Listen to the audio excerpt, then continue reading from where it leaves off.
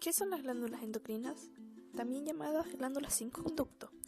Producen hormonas, en general son liberadas directamente en la circulación sanguínea y de esta manera influyen en órganos del cuerpo situados a distancia. Las principales son la hipófisis, la glándula pineal, el hipotálamo, la glándula tiroides, la glándula paratiroides, el timo, las glándulas adrenales o suprarrenales, el páncreas y las gónadas masculinas y femeninas.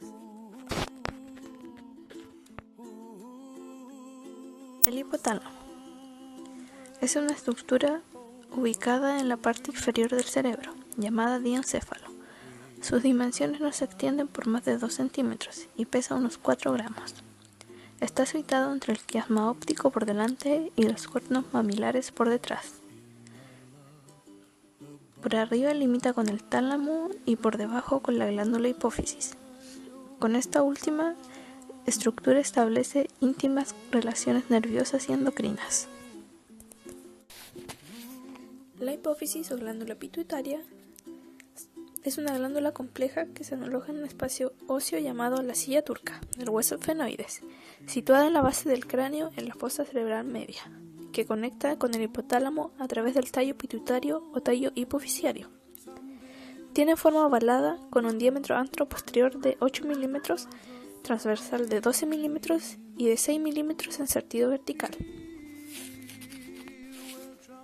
La hipófisis consta de 3 partes: el lóbulo anterior o adenohipófisis, el cual es encargado de secretar numerosas hormonas; el lóbulo posterior o neurohipófisis, que almacena las hormonas ADH y oxitocina; y el lóbulo intermedio, el cual pertenece a la adenohipófisis, que se interpone entre los lóbulos anterior y posterior.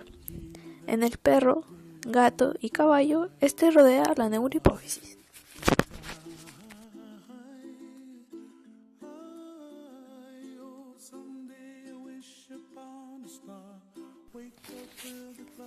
La glándula pineal, también conocida como cuerpo pineal o epífisis cerebral, es una pequeña glándula endocrina en el cerebro de los vertebrados. Su forma se asemeja a un pequeño cono de pino y está ubicado en el hipotálamo del centro del cerebro, entre los 2 hemisferios, metida en un surco donde las 2 mitades del tálamo se unen. Esta glándula produce la melatonina, una hormona derivada de la serotonina que afecta a la modulación de los patrones del sueño, tanto a los ritmos circadianos como estacionales. Su tamaño presenta variaciones dependiendo de la especie, pero también del individuo. La epífisis se comporta como el reloj biológico en función de la intensidad lumínica que actúa sobre la retina.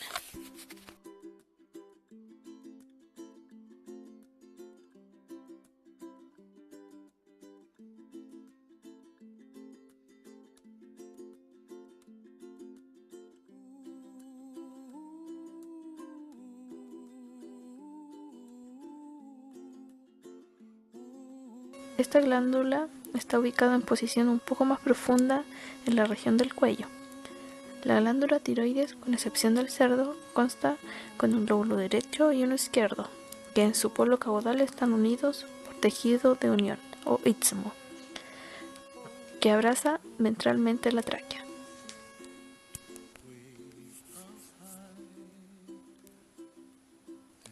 En esta imagen se puede observar la tiroides de un perro, con su respectivo lóbulo derecho, lóbulo izquierdo y el istmo.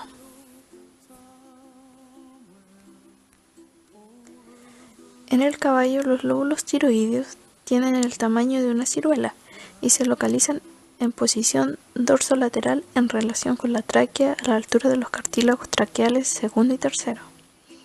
Se caracterizan por su firme consistencia, su color marrón rojizo, y el istmo se reduce a un cordón de tejido conectivo. En el cerdo, la glándula tiroides es unitaria y está situada en posición ventral en relación a la tráquea. Su borde anterior a menudo está en contacto con el cartílago tiroides, mientras que su punta o extremo caudal en general alcanza la entrada del tórax. En el bovino, la superficie del órgano es claramente lobular y presenta gruesas tuberosidades.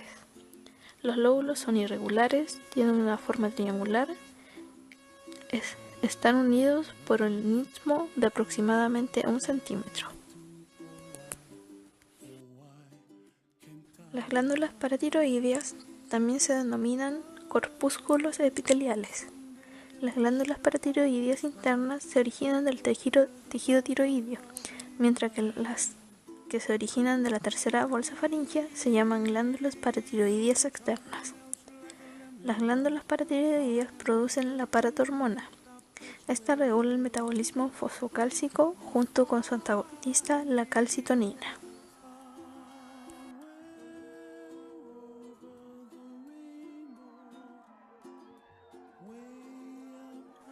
El timo es un órgano del sistema linfático con participación en el sistema inmunitario. Su estructura se origina en la tercera bolsa braquial en el feto, que aparece completamente desarrollada en el tercer mes de la gestación y continúa creciendo hasta la pubertad, donde alcanza su máximo crecimiento, entre 30 y 40 gramos. Luego involuciona atrofiándose de forma progresiva y constante, produciéndose el reemplazo del tejido tímico con tejido adiposo y conectivo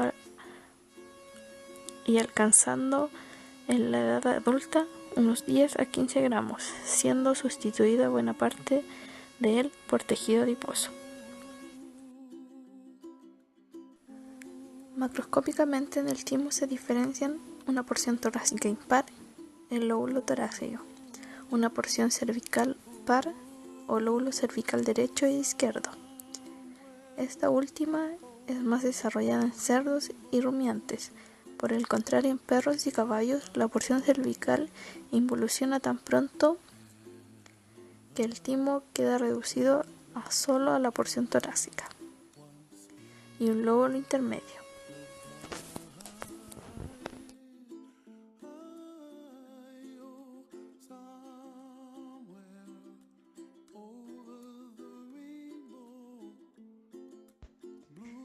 Páncreas. El páncreas se desarrolla a partir de un esbozo dorsal y 2 esbozos ventrales del anillo hepatopancreático, de modo que posee varios conductos excretores comunicados entre sí en el interior del órgano. A pesar de que en diferentes formas según la especie animal, uno o varios de estos conductos involucionan, la excreción de la secreción pancreática permanece garantizada. En el esbozo dorsal se desarrolla el conducto pancreático accesorio y en el ventral el conducto pancreático. En el páncreas se puede diferenciar un cuerpo de ubicación media, un lóbulo derecho del páncreas o rama derecha duodenal y un lóbulo izquierdo del páncreas o rama izquierda esplénica. Estos lóbulos forman una U abierta caudalmente por la que discurre la vena porta. En el páncreas hay grupos de células endocrinas que se conocen como islotes de Langerhans. La cantidad de islotes es mayor en el lóbulo izquierdo del páncreas que en el derecho. En los islotes pancreáticos se producen y liberan a la sangre las hormonas insulina y glucagón que intervienen del nivel sanguíneo de glucosa y el factor inhibidor del crecimiento somatostatina. Los islotes de Langerhans constituyen la única glándula endocrina que está conectada con la vena porta. Los islotes pancreáticos están bien vascularizados y contienen capilares de gruesos calibre.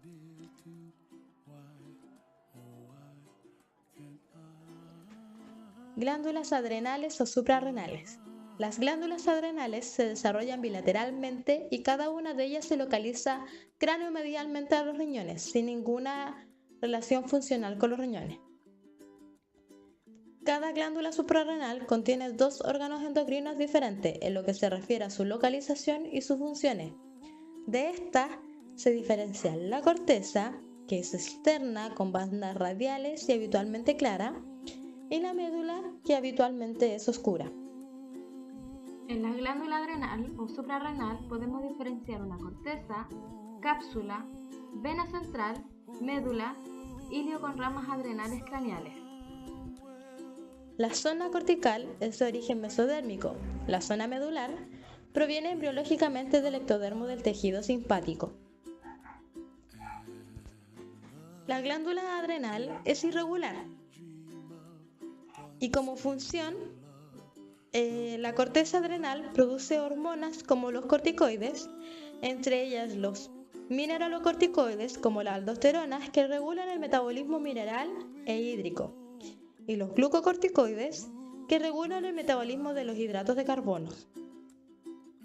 Además, las hormonas androgénicas producidas por la corteza adrenal participan en la formación de las características sexuales del macho.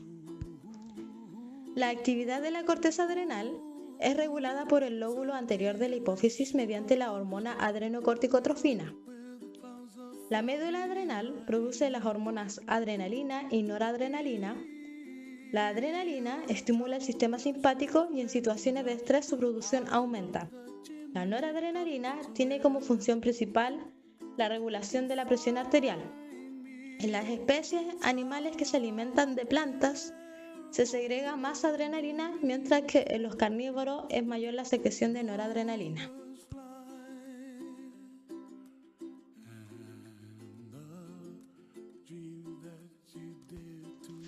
Gónadas femeninas.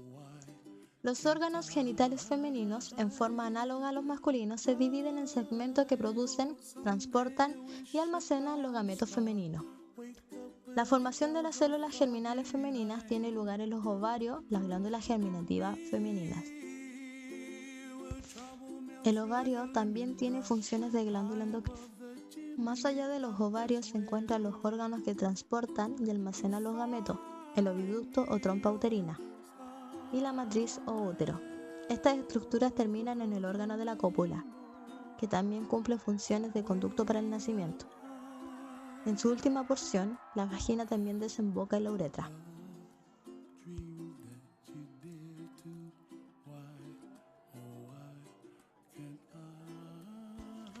El ovario se origina bilateralmente a partir de la cresta gonadal en la región lumbar medial al riñón embrionario. Las gónadas femeninas como glándulas endocrinas. En las células de la teca externa y de la teca interna que rodean el folículo se forman estrógenos, bajo el control del sistema hipotálamo hipofisiario. Tras la ovulación, el mismo sistema dirige la síntesis de progesterona en las células luteinicas del cuerpo amarillo. Procesos periódicos que tienen lugar en los órganos sexuales femeninos y que son controlados por estas hormonas condicionan el ciclo sexual.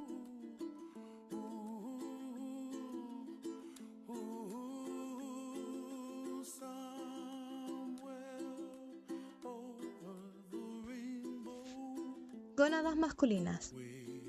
Los órganos genitales masculinos están compuestos por una serie de segmentos ubicados uno detrás del otro que tienen a su cargo la formación, la maduración, el transporte y la transmisión de las células germinales masculinas. En las glándulas germinales, los testículos se producen espermatozoides y hormonas. En el intensamente contorneado conducto del epidídimo, los espermatozoides son almacenados hasta su maduración definitiva y luego transportados. Después de un largo recorrido por el conducto deferente, estas células alcanzan la parte pélvica de la uretra, sitio en el que se mezclan las secreciones de las glándulas genitales accesorias, de manera que se forma el semen. Este líquido finalmente será depositado en los genitales de la hembra por el miembro masculino, a través de la uretra, el conducto común urinario y seminal durante la copulación. El testículo es un órgano de localización bilateral que, al igual que el ovario, se desarrolla a ambos lados de la región lumbar, medial al riñón embrionario. En esta imagen se observa el pene y testículos del perro, en donde contiene el glande, que es el extremo distal libre del pene, el tejido eréctil derivado del cuerpo esponjoso alrededor de la uretra, el os penis, que es el interior, el prepucio, que es la hoja externa del prepucio, se muestra como A continuación del rafe del escroto, el rafe del prepucio, la hoja interna sin vagina en dirección al abdomen a través del orificio prepucial, y la fascia espermática, que es la fascia abdominal interna y externa que junto con el peritoneo inviste el testículo a medida que pasa a través del canal inguinal. En esta siguiente imagen podemos ver el testículo, la estructura del epidídimo, que es la cabeza, y el cuerpo, que es la parte central. El ligamento de la cabeza del epidídimo y el ligamento propio del testículo, que este fijará la cola del epidídimo al testículo. En esta imagen podemos ver el testículo, partes del epidídimo, que es una estructura adyacente al testículo, que aquí se observa la cabeza, que está formada por los conductos eferentes, y la primera parte del conducto epidídimo, y la parte de la cola, que es la parte final bulbosa del epidídimo, la cual continúa como conducto deferente. El cordón espermático, el mesodeferente, los ligamentos de la cabeza del epidídimo, ligamento propio del testículo. El testículo es un órgano de localización bilateral que, al igual que el ovario, se desarrolla a ambos lados de la región lumbar, medial al riñón embrionario. Este se desarrolla a partir de la cresta gonadal. Las gónadas masculinas como glándulas endocrinas.